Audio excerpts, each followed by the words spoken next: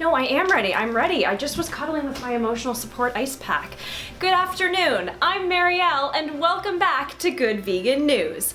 Here at the network, we have made the executive decision to temporarily retire blazers until either this never-ending heat wave subsides or until Forkable Network gets the budget for central air conditioning. I think we might be waiting a while.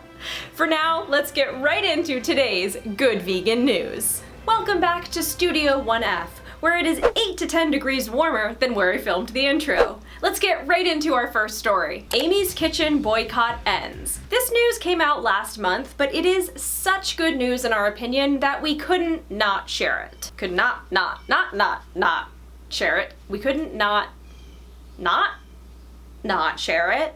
Could we? Food Empowerment Project FEP, a vegan food justice organization, is pleased to announce that the protracted boycott of Amy's Kitchen products called by the company's workers and FEP has ended. The boycott, which began in January 2022, was called to improve workplace safety, increase wages, and provide better health insurance. Maybe you were familiar with this boycott, maybe you weren't, but it was a pretty contentious topic over the last 2.5 years. A quick recap for those who weren't aware. In 2022, workers at Amy's alleged that the conditions at the company's plants were antithetical to its stated core value to take care of people and treat our employees like family, with honesty, inclusiveness, and compassion. On January 17, 2022, NBC News published an investigation into workplace conditions at Amy's Santa Rosa, California plant. 3 days later, representatives at Teamsters Local 665 filed a complaint to Cal OSHA on behalf of some of the same workers quoted in the NBC piece. And in March 2022, the Teamsters filed an additional complaint to B Corp, the organization that provides certifications to for-profit businesses regarding their social and environmental performance. The complaint called for B Corp to investigate Amy's and, if necessary, revoke its certification.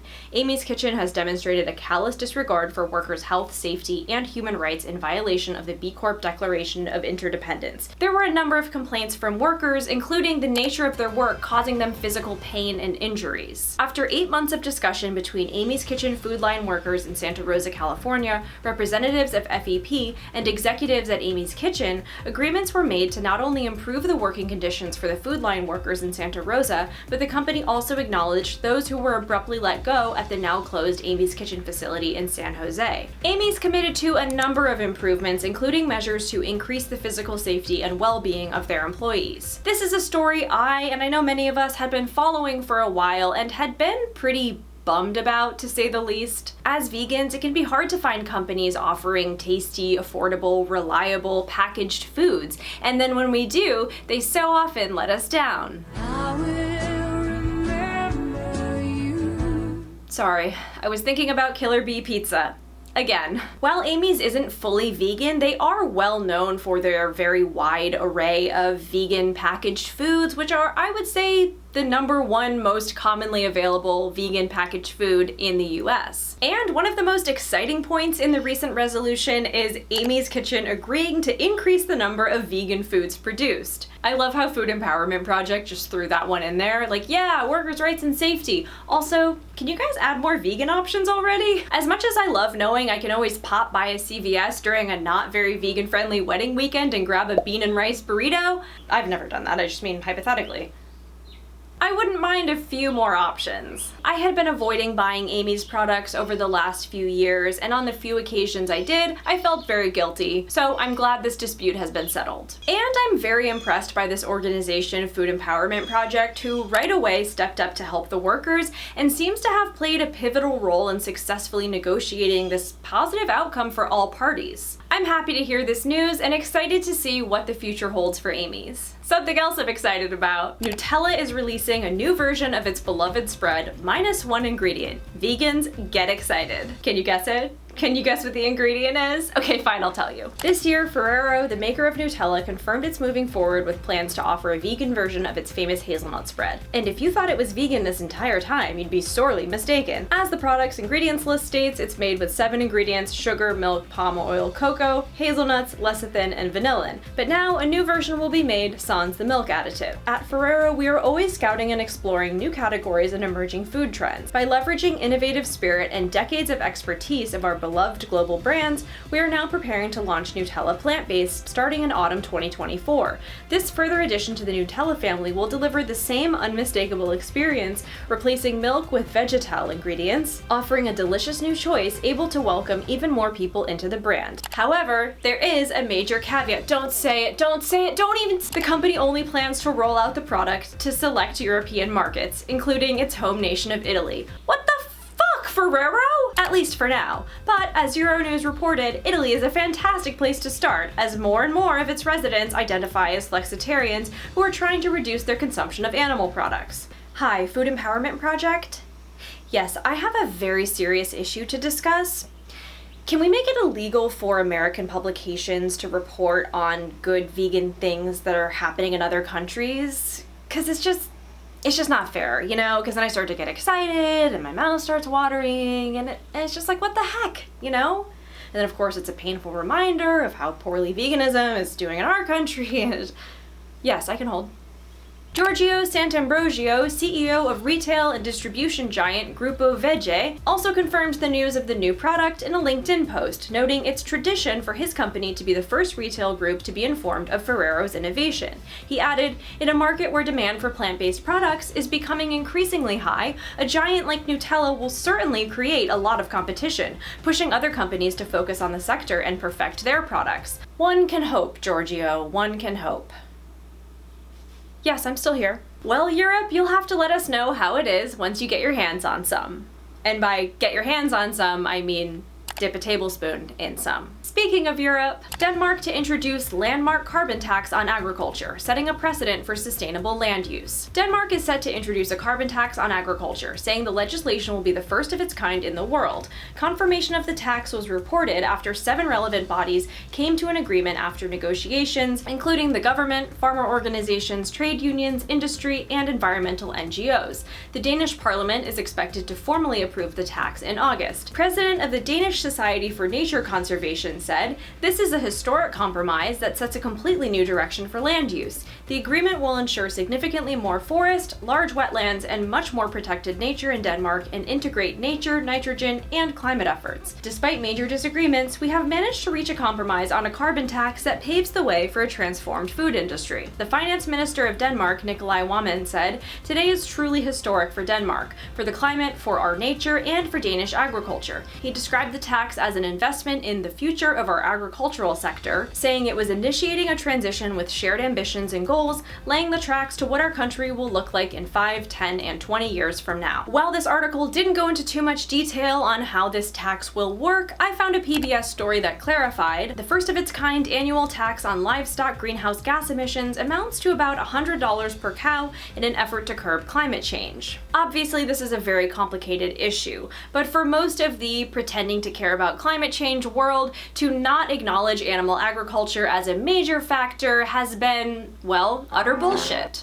Or should I say utter bull farts? Or should I say utter bull burps? So Denmark setting this precedent is pretty impressive, and I hope we will see other countries follow suit. Before we move on, a quick reminder that if you're enjoying today's video, to give it a thumbs up, and if you're hungry for more, you can check out my Patreon for exclusive perks and content, like weekly hangouts, podcasts, videos, and more. Today I posted a video that is a behind-the-scenes look at making this video that you're watching right now. If you were ever curious about how the vegan sausage gets made, head to this link to check it out. And now, back to today's stories. Panda Express is bringing back its beloved Beyond Orange chicken for a limited time. After nearly 2 years, lots of public outcry, and a petition that garnered more than 7,000 signatures, Panda Express has heard its vegetarian and vegan customers. It's bringing back Beyond Orange chicken. But it's still only for a limited time and only at a handful of the chain's stores. Orange chicken is Panda Express's most iconic dish. First launched in 1987, it now makes up 1/3 of the chain's business.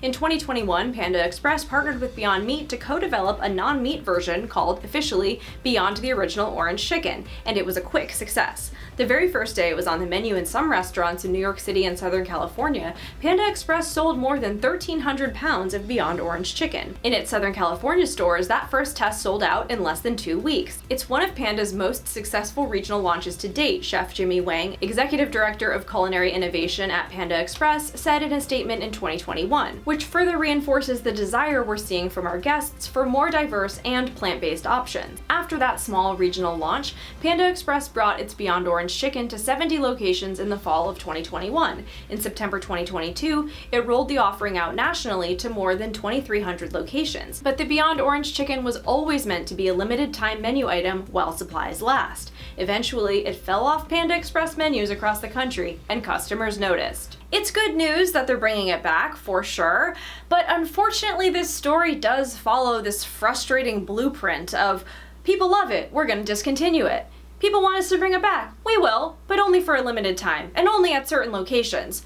Like, what gives? Do these companies even want to make money? You sold out in 2 weeks. 1,300 pounds in a few hours. I'm not really sure, but that sounds like a lot. Unfortunately, it's sometimes hard to find good vegan news stories that don't have an asterisk, so we'll take this one for now. But hopefully, maybe, one day we'll be so lucky to see a vegan protein option permanently on the menu. On another note, now that I know change.org petitions actually work, I've got a few of my own that I'd like you to sign. Beyond Meat, bring back the original chicken strips. Earth Balance, why did you discontinue the sour cream and onion kettle chips? What in the ever-loving fuck were you thinking? Tattooed Chef, I'm happy you're back, but if you don't bring back the Killer Bee Pizza, we're going to have some problems. GTs, why would you add erythritol and stevia to your root beer? You ruined a damn near perfect product, and I'm reporting you to the Food Empowerment Project. I'm still on hold. Yes, I'm still here.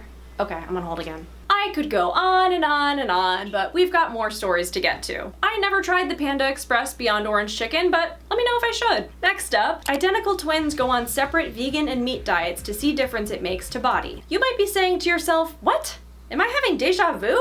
But no, you're not. Well, you might be, but not about this. Although this story sounds remarkably similar to the Stanford twin experiment, it's a totally different study and one people won't as easily be able to claim was funded by Beyond Meat. In a 12-week study conducted with King's College London, Hugo took on a vegan diet while Ross stuck to a diet that included meat, dairy, and fish. The pair both ate the same amount of calories each day and took part in the same workout routine to make sure it was only their diets that were having an impact. Speaking to the BBC, which also documented the twins' journey, Hugo admitted the vegan diet took a hit on his body. I think the first couple of weeks I was really craving and wanting meat and dairy and cheese. I love cheese, he said.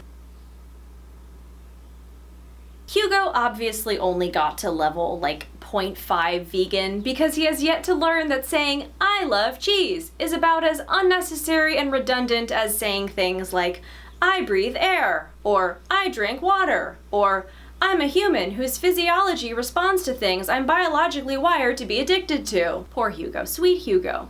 We'll give him a pass. However, Hugo did see a lot of benefits by giving up animal products. He said, I was now having to eat fruit and nuts and alternatives that didn't have any dairy in them. And so that meant I was eating a lot more wholesome food, which meant that my sugar levels were a lot satiated during the day.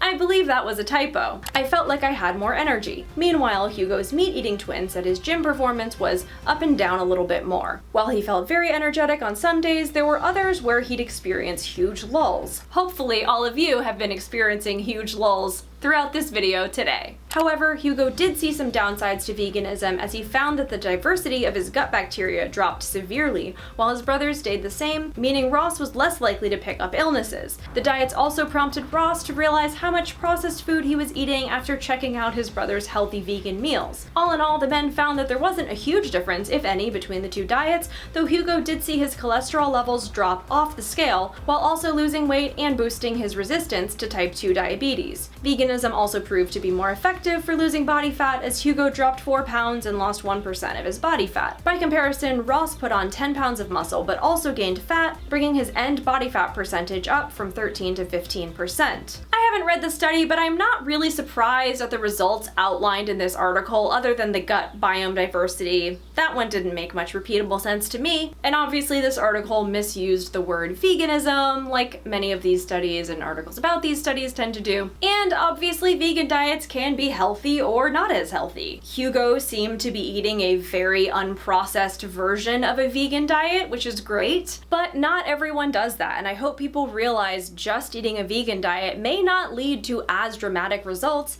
and that's not the fault of a vegan diet. Okay.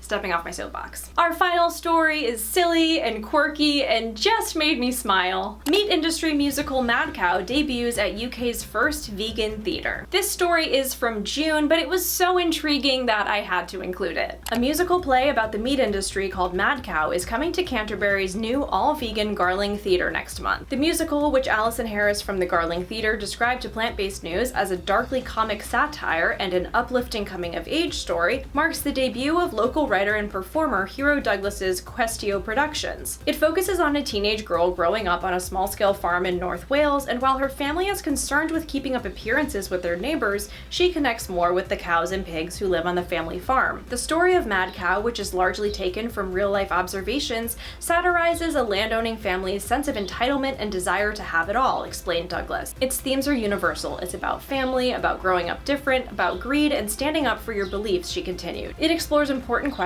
around sustainability and the ethics of the meat industry, issues that we can no longer ignore. The Garling now has a capacity for 300 attendees and is thought to be the first ever vegan theatre in the UK. This means that anyone visiting or renting the space out will have to stick to plant-based food and drink while on site. The strict policy also prompted calls for a boycott, and Questio Productions is bracing for criticism over the content of the new play. Unfortunately, we find ourselves in a time when you can't mention veganism without risking an onslaught of negativity, added Douglas.